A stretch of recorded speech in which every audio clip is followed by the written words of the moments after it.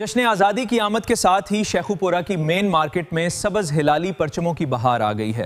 Report कर रहे हैं नासिर मलिक। अस्सलाम वालेकुम नाजरीन, मैं हूं आपका मेज़बान नासिर मलिक और आप देख रहे हैं SM डिजिटल पॉइंट।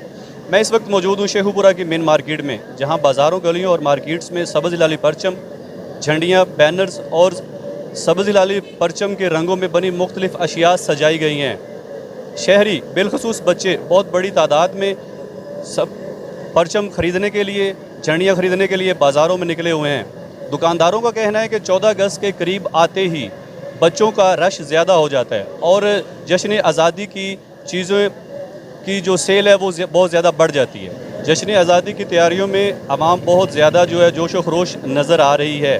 जश्न आज़ादी मनाने के लिए आवाम का जो है पुरजोश और ख़ासा जो है जोश दिखाई दे रहा है। यहाँ पे सबज हिलाली परचमों की बहार नज़र आ रही है। इसी के साथ मुझे इजाज़त दीजिए। कैमरामैन फ़हीम अहमद के साथ अल्लाह हाफ़िज़।